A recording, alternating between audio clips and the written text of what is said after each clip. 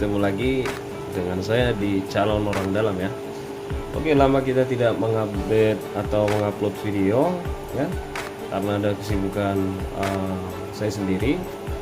Nah, jadi untuk kali ini kita akan bahas bagaimana supaya air akuarium ini jernih. Bagaimana sistem filtrasinya, apa penyebab dia kotor, kita akan bahas di sini ya teman-teman ya. Tapi sebelum lanjut ke videonya, jangan lupa subscribe, like, share ya teman-teman ya.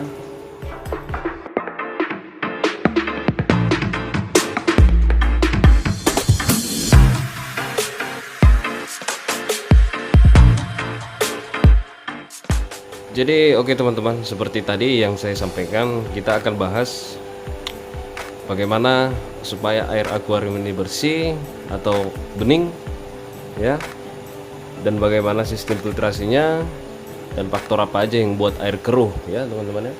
Mungkin banyak teman-teman yang air akuariumnya keruh padahal baru ganti air ya kan, water change, tapi airnya tetap keruh. Nah, jadi kalau menurut saya ini udah termasuk bersih, bening ya. Dia walaupun ada bintik-bintik tuh itu mungkin dari sisa-sisa makanan, dan itu akan terfiltrasi nanti, karena kebetulan baru 30 menit yang lalu saya kasih makan ya. Jadi nggak usah berlama-lama ya. Jadi ini menurut saya. Nah, menurut saya itu yang pertama itu adalah makanannya ya, makanan. Jadi kalau makanannya yang berlebih atau yang mudah pecah, ya otomatis kawan-kawan itu airnya bakal keruh ya. Ibaratnya nih, gampang larut ya atau gampang pecah makanannya, kita kasih banyak pula itu makanannya, ya wajar airnya keruh. Tapi kalau sistem filtrasi kalian mendukung, ya boleh-boleh aja ya kan.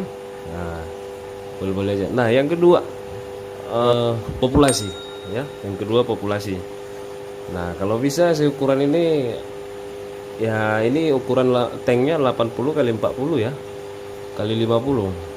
Nah, makanya saya buat ini yang besarnya ada sekitar 6 ekor ya. 7 ekor. Yang kecil-kecil paling ada 5 ekor ya. Jadi nggak terlalu banyak.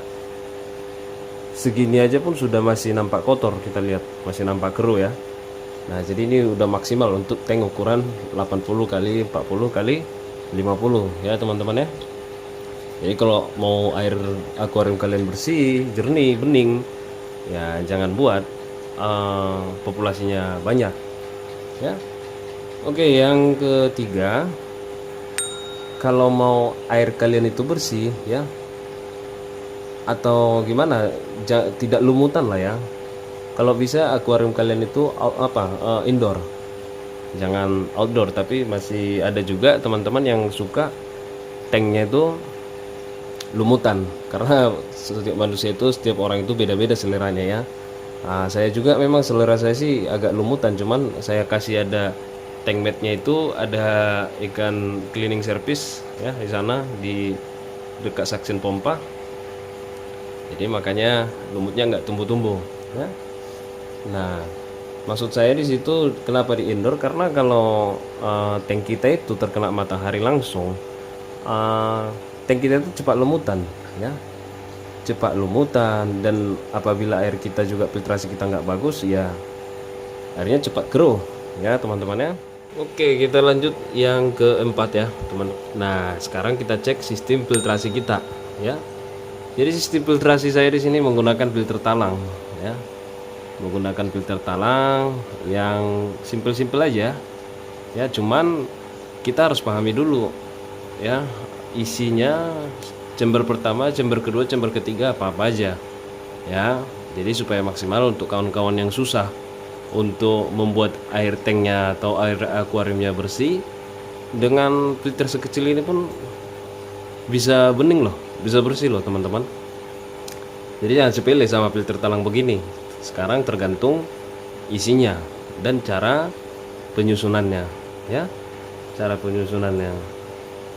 Nah, maksud saya di situ, ini air ini sudah semingguan belum saya ganti ya, belum saya pernah ganti, sudah semingguan Dan filter talang saya ini sudah jalan 1,5 bulan. Sudah jalan 1,5 bulan. Saya tidak pakai bakteri starter ya. Jadi murni dia natural, dia jalan tumbuh sendiri bakteri baiknya. Bagaimana caranya? Nah, jadi isi-isi dari filter talang saya ini teman-teman. Ini adalah kapas. Kenapa saya buat begini? Karena kalau saya gabung di sini di chamber pertama ini akan terendam. Kapasnya akan terendam, biofoamnya akan terendam. Jadi makanya saya tambah ini. Kalau teman-teman sebelumnya ada saya sampaikan juga di video saya sebelumnya, ini punya rice cooker ya, penghana rice cooker yang kecil. Nah, ini bawahnya kan lubang-lubang tuh. Nah, chamber yang pertama itu adalah saya buat biobol sama bioring ya. Biobol sama bioring. Nah, itu biobol di atas, bioring di bawah, atau keramik ring ya. Baru yang chamber kedua ada karang jahe, ada batu lava rock ya. Nah, batu lava rock ya, batu lava rock sama karang jahe. Nah, di chamber terakhir ini baru saya rubah kemarin. Di sini adalah pasir malang, dan di sini saya buat karang jahe. Nah, ini masih 1,5 bulan jalan teman-teman. Inilah hasilnya airnya selama seminggu ya. Belum pernah ganti selama seminggu. Nah, jadi boleh teman-teman aplikasikan di tank teman-teman sendiri ya. Jadi nggak usah terlalu ribet-ribet beli ini, beli itu, beli ini. Tapi ya tergantung airnya juga. Kalau saya di sini namanya saya di lingkungan pabrik, airnya ya air waduk, cuman dikasih pakai chemical. Itu nggak saya endapkan dulu teman-teman. Pakai chemical mana tahulah kalau ada teman-teman juga yang nonton video ini dari bekerja di pabrik sawit, kalian tahu lah ya airnya bagaimana ya. Jadi itulah yang saya pakai di sini tanpa saya endapkan. Mungkin hampir sama dengan PDAM, air PDAM, cuman PDAM pakai kaporit. Kalau airnya ini nggak pakai kaporit ya. Nah, jadi bisa kalian lihat juga kotoran yang di dasar tank ini minim kan? Nah, minim. Kalau bisa saya dekatkan, ini kotorannya bisa dibilang tidak ada, hanya ada di samping seksen pompa itu ya. Nah, itu. Nah, jadi ini pun bisa kalian contoh teman-teman. Sekalian juga ya, saya sampaikan juga, ini bisa kalian contoh. Ini saya buat seruling seksen pompanya, hisapan pompanya. Ngapain tuh? Ya, bisa kalian lihat. Di bawah itu saya kasih untuk lubang masuknya. Nah, saya kikis segini supaya nanti yang kecil-kecil nggak masuk ke dalam ya.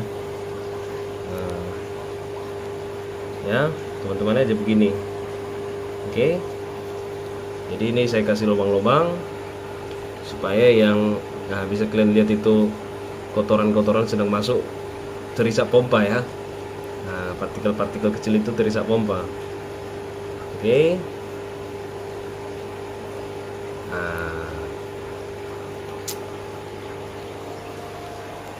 Nah, jadi ini bekas cat ini ya.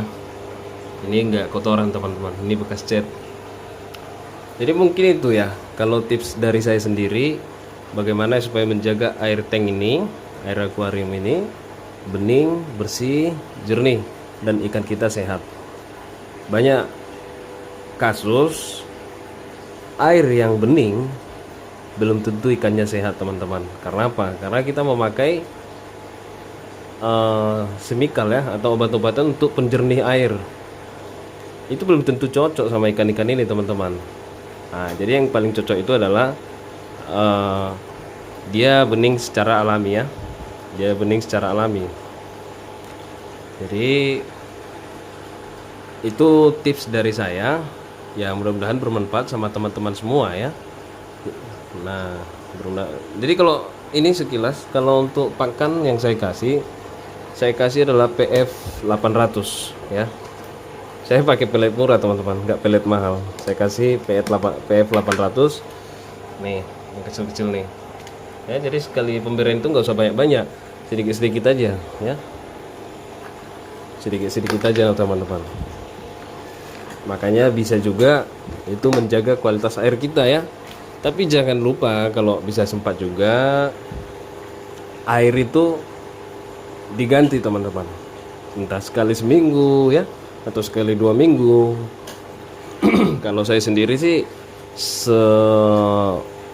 pas running si apa ini filter talang ini, sekali 2 hari saya ganti airnya sekitar 50%. Sekitar 50% saya ganti setiap hari, dan selama seminggu itu hampir 3 kali penggantian ya, baru saya biarkan udah bening sendiri teman-teman, bersih sendiri ya. Jadi teman-teman lah yang menilai sendiri apakah ini udah bening atau belum. Kalau menurut saya ini sudah belum maksimal ya, sudah bisa lah untuk akuarium rumahan ya. Untuk akuarium rumahan kalau menurut saya ini udah bisa teman-teman. Kalian lihat lah ikan-ikannya apa itu, sehat-sehat, gak ada penyakit ya. Nah, inilah air yang bersih secara alami tanpa ada saya pakai probiotik atau bakteri starter ya. Jadi semoga video ini bermanfaat buat teman-teman dan bisa juga sebagai